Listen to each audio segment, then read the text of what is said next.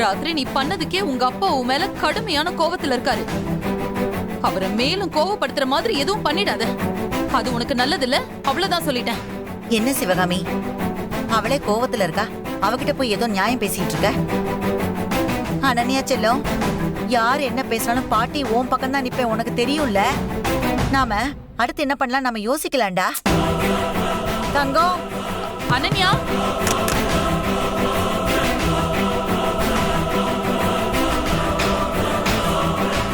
அனன்யா செல்லம், உன் கோவம் இன்னும் தீரலையாடா? ஐயோ, சொல்றத கேளுடா. கதவை தரமா, பாட்டி உள்ள வந்து உன்கிட்ட எல்லாத்தையும் சொல்றேம்மா. ஐயோ, ஏய் என்னடி ரொம்ப ஓவரா பண்ணிட்டு இருக்க? தப்பு எல்லாத்தையும் நீ பண்ணிட்டு இப்ப மத்தவங்க மேல கோவப்படுறதுல என்னடி நியாயம் இருக்கு? சிவகாமி, அனன்யா பத்தி தெரிஞ்சு அப்படியே பேசிட்டு இருக்க? அவ எப்பவுமே தான் புடிச்ச முயலுக்கு 3 கால்னு சொல்ற ரகம். அவளை அவ வழியிலேயே போய் தான் சரி பண்ணணும். இப்ப அதுக்கெல்லாம் எனக்கு நேரம் இல்லம்மா. அவளுக்கா எப்ப வரணும்னு தோணுதோ அப்பவே அவ கதவை திறந்து வரட்டும். என்ன சிவகாமி பேசிட்டு இருக்க? உள்ள இருக்கிறது நம்ம அனன்யா. அதுவும் அவ வாழ்க்கையே போச்சுங்கிற விரக்தியில இருக்கிறா. அவளை அப்படியே விட்டுட்டு எப்படி வர முடியும்? அப்போ நீ இங்கே நில்லு, நான் போறேன். ஏய், இவ ஒருத்தி. தங்கம், கதவை திறந்துருமா.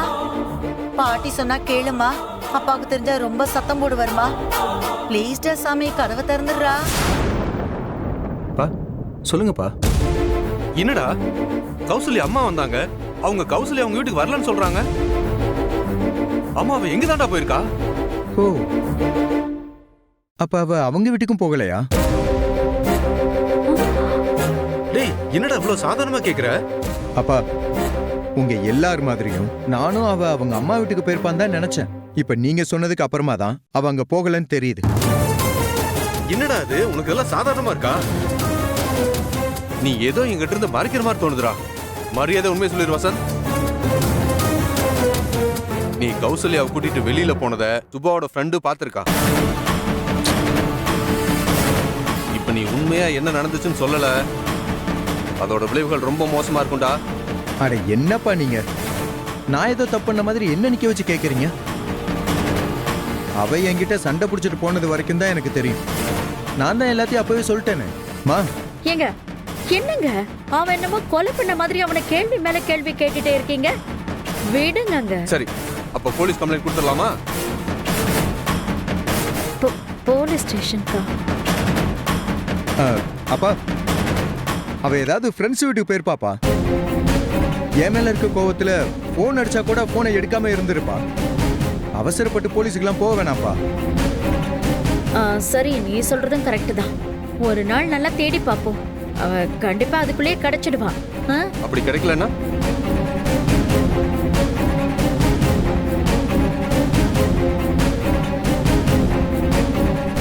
அப்போ அது போலீஸ் கிட்ட போலாமா?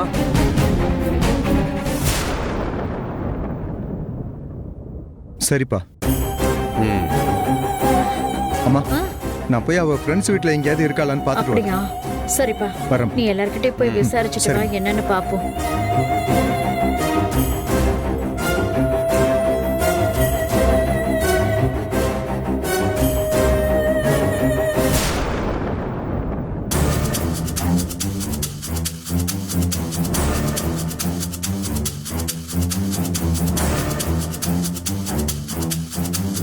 சிவகாமி, ஜோசியர் எதுக்கு வர சொல்லியிருக்க?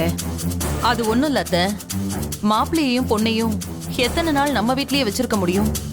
அதனாலதான் மறு வீடு முடிஞ்சு அவங்க வீட்டுக்கு அனுப்பி வைக்கணும்ல, அதுக்காக தான் நல்ல நாள் பார்க்கலான்னு ஜோசியரை நான் வர சொன்னேன்.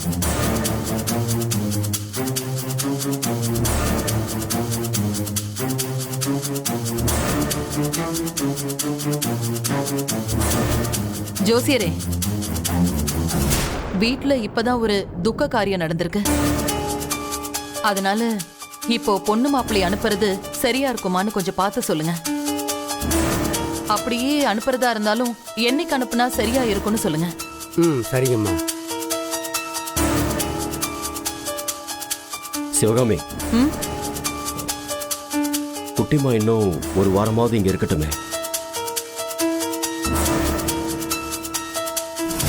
அதுக்குள்ள ஏன் அவளை அனுப்பணும்?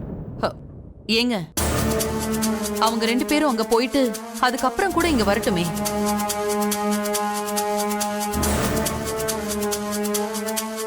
ஏன் வந்து ஒரு மாசம் கூட இருந்துட்டு போகட்டும். ஆனா சம்பிரதாயப்படி செய்யறத நாம நிறுத்தக்கூடாதுங்க.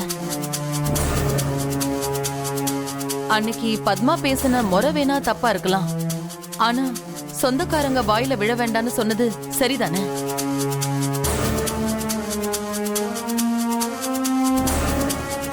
மறு வீட்டுக்கு போன மாப்பிள்ள திரும்ப வராம மாமனார் வீட்லயே தங்கிட்டாருன்னு சொன்னா அது நம்ம குடும்பத்துக்கு தானங்க அசிங்கம்.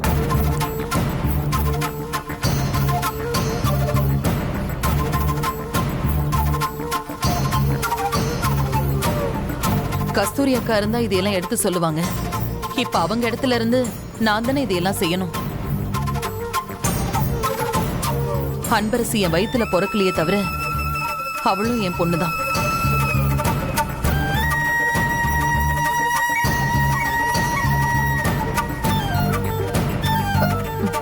ஜோசியரே, அம்மா, இந்த மாசத்துல ஒரு நல்ல நாளா பார்த்து சொல்லுங்க.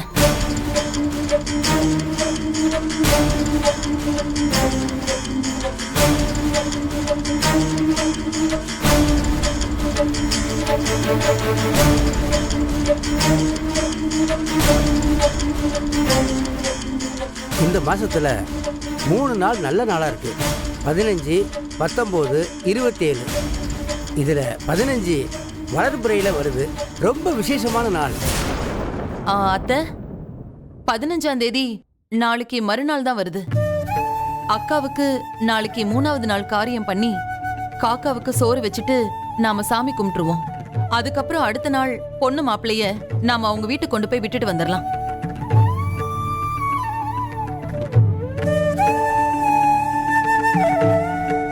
சரிம்மா.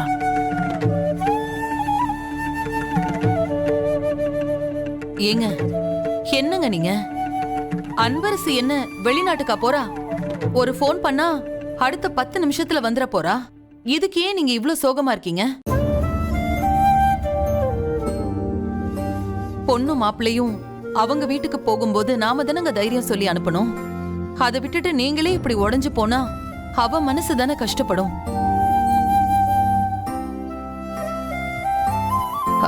சரி ஜோசியரே, ரொம்ப நன்றி. நீங்க கிளம்புங்க. ரொம்ப நல்லது. அப்ப நான் கிளம்புறேன். வர்றேம்மா. போயிட்டு வாங்க.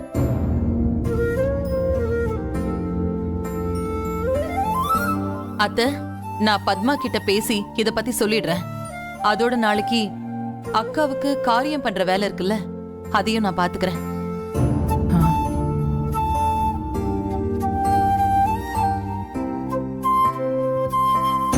என்ன இது? சிவகாமி ஒரேடியா அந்த பக்கம் சாயரா? அவ இதுவரைக்கும் நல்லவளா நடிக்கும் போது கூட அவ முகத்துல ஒரு வில்லத்தனம் தெரியும். ஆனா ஏன் இப்படி நடந்துக்கிறான்னு புரியலையே. இதை இப்படியே விடக்கூடாது.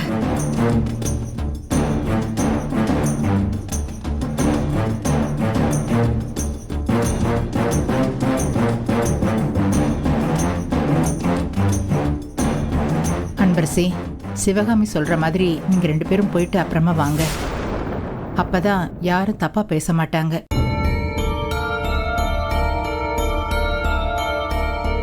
அப்புறம் கஸ்தூரி எங்கேயும் போகல. அவ தெய்வமா இங்கதான் இருக்கா.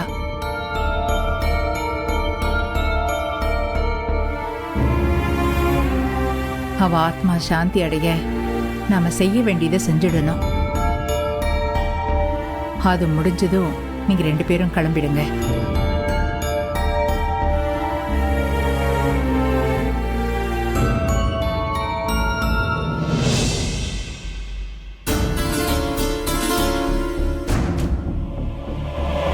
ஏய் சிவகாமி, அவ முன்னாடி நீ ஏதோ மாறிட்ட மாதிரி இப்ப நடிக்கிறேன்னு நானே ஒரு நிமிஷம் அசந்து போயிட்டேன். போ.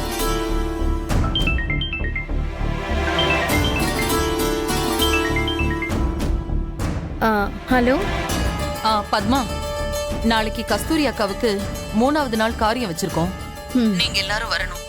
அப்புறம் அது முடிஞ்சு அடுத்த நாள் அவங்க 2 பேரையும் உங்க வீட்டுல கொண்டு வந்து விட்டுடுறோம். சிவகாமி, எனக்கு இந்த கல்யாணமே ஏண்டா நடந்துச்சுன்னு இருக்கு. நீங்க வேற அந்த அன்பரசியை என் வீட்டுக்கு அனுப்புறதுலயே குறியா இருக்கீங்க. நான் பழைய சிவகாமி இல்ல. இப்ப நான் அன்பரசியோட சித்தி.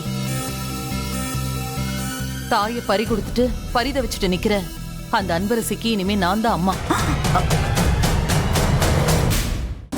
நீங்க இப்ப இந்த வீட்டோட சம்மந்தி பத்மா, அதை மட்டும் நீங்க மறந்துடாதீங்க.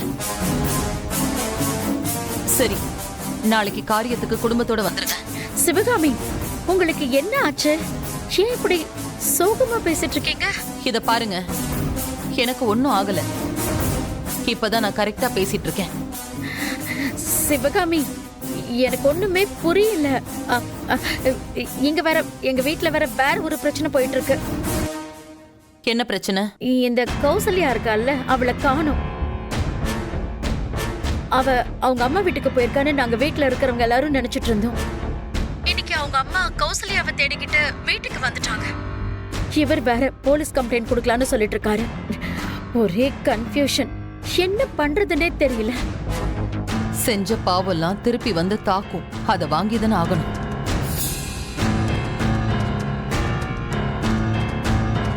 வீட்டுக்கு வந்த மருமகளை காணோம்னா பதட்டமா தான் இருக்கும். சார் சொல்ற மாதிரி போலீஸ்ல கம்ப்ளைண்ட் கொடுத்து தேட சொல்லுங்க. நான் போனை வச்சிடுறேன்.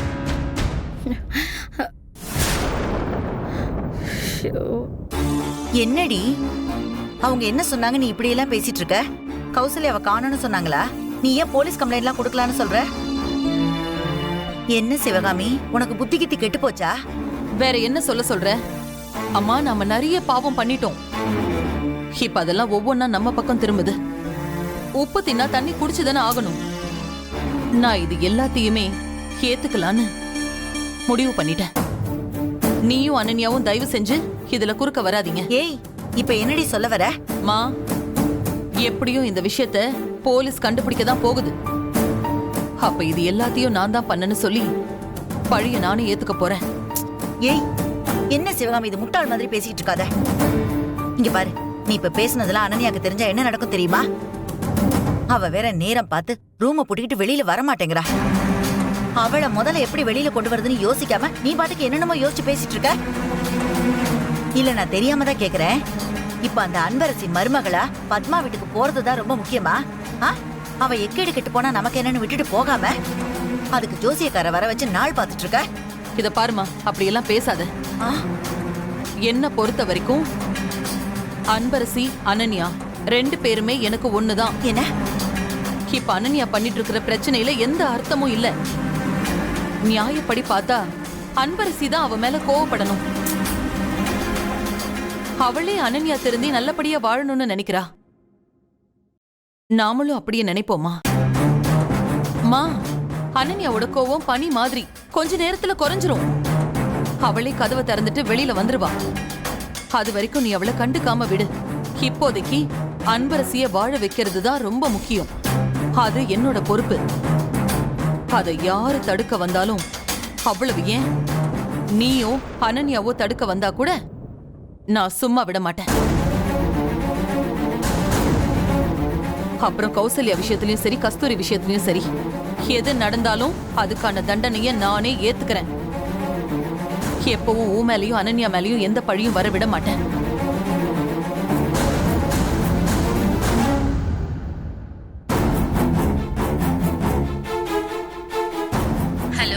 ஹலோ.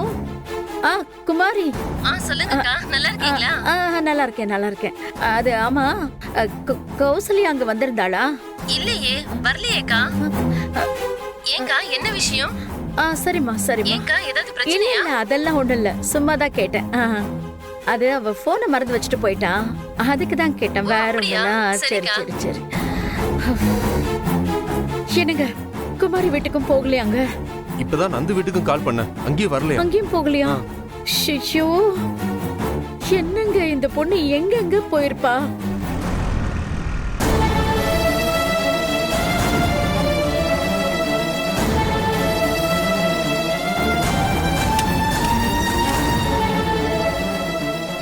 என்னங்க இந்த பொண்ணு அவங்க அம்மா வீட்டுக்கு போயிருப்பான்னு? போலீஸ் வந்திருக்காங்க. போலீஸா? போலீஸா? என்னங்க? வாங்க. இங்க கௌசல்யாங்கிறது யாரு?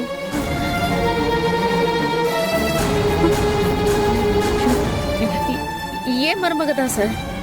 ஏன் அவளுக்கு என்னாச்சு?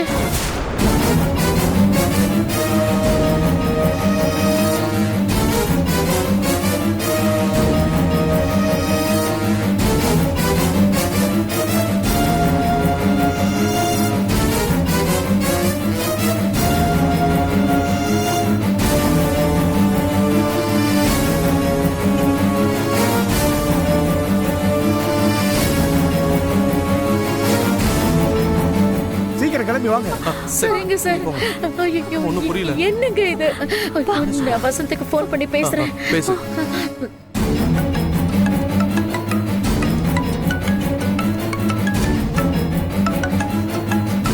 அம்மா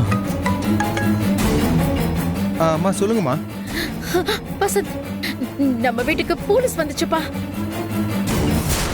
என்னம்மா சொல்றீங்க? எதுக்கு?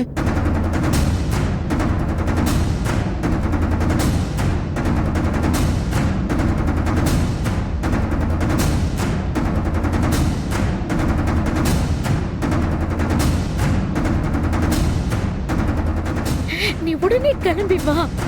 அ, இதோ வரேம்மா. ஐயோ, இப்போ மட்டும் நம்ம கரெக்டா காய் நகத்துல நம்ம ஜெயிலுக்கு போறது கன்ஃபார்ம்.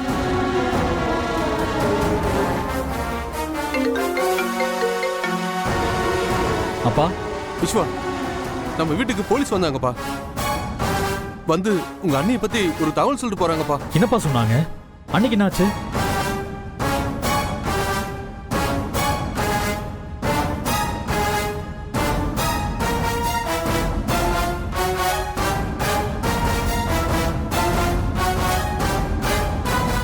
சரிப்பா, வரேன். Anbarasi, uncle, uncle.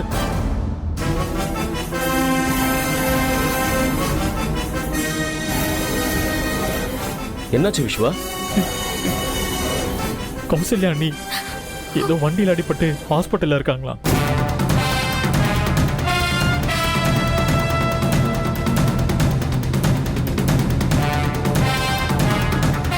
என்ன விஸ்வா சொல்றீங்க? கௌசல்யாவுக்கு ஆக்சிடென்ட்டா? ஆமா அங்கிள், அதுவும் கல்யாணத்துக்கு முந்தின நாள் தான் நடந்திருக்கு.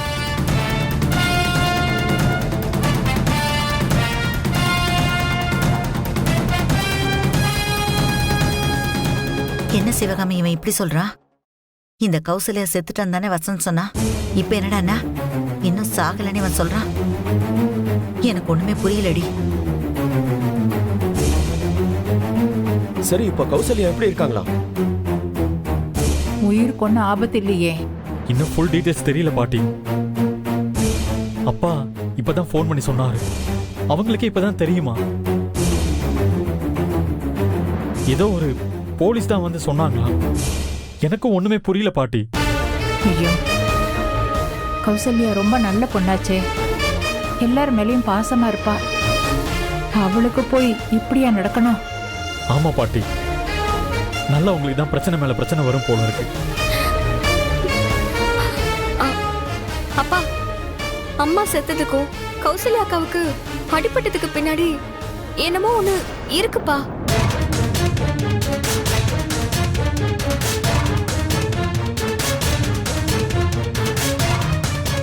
எப்படிம்மா சொல்ற? அம்முவை செயின் திருடங்க தானம்மா கொன்னாங்க. அதான் நான் கண்ணால பார்த்தேனே. அதுக்கும் கௌசல்யாவோட ஆக்சிடென்ட்டுக்கும் என்னம்மா சம்பந்தம்? இல்லப்பா, இதுல டவுட்டே இல்லப்பா. அம்மா அந்த மண்டபத்துல பிரச்சனை நடந்துட்டு இருக்கும் போதுதான் என் பக்கத்துல இருந்து போனாங்க.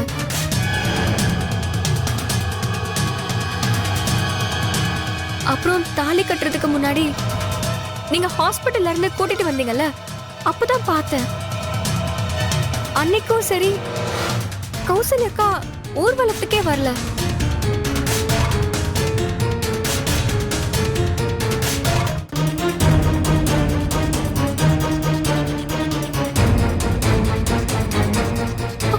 அப்பா, அம்மா போன் எடுங்க.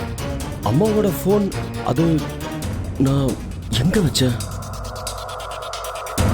என்ன சிவகாமி இது? இந்த அன்பரசி சிபிஐ மாதிரி கேள்வி கேட்டுக்கிட்டு இருக்கா? பத்தா குறைக்கு அந்த கஸ்தூரி நம்மளை மன்னிச்சு விட்டுட்டு போனாலும் இந்த கௌசல்யா எல்லா உண்மையும் சொல்லிடுவா போல இருக்கே. சார் ஆமா வந்துட்டார். சார், எனக்கு யார் ஃபோன் பண்ணது? சார் நான் தான் உங்களுக்கு ஃபோன் பண்ணேன். அப்படியா? சார் இந்த ஃபோன் கீழே கிடந்தது. ஆமா, என் ஒய்ஃபை நான் ரொம்ப நேரமா தேடிட்டு இருக்கேன். சரி கொடுங்க. சரி, நீங்க வேலையை பாருங்க. சரி, நான் போய் பார்க்கறேன். அவளோட ஃபோன் என்கிட்ட தான் இருக்கு. இப்பதான் ஞாபகத்துக்கு வருது. சரி, அது எதுக்கு இப்போ? அப்பா, என் டவுட்டை கன்ஃபார்ம் பண்றதுக்காக தான் கேக்குறேன்ப்பா. ஒருவேளை அவங்கள யாராவது ஒருத்தர் இன்னொருத்தருக்கு ஃபோன் பண்ணிருந்தா கண்டிப்பா அதுல ஏதாவது ஒரு க்ளூ கிடைக்கும்பா. இருமா நான் போய் எடுத்துட்டு வரேன்.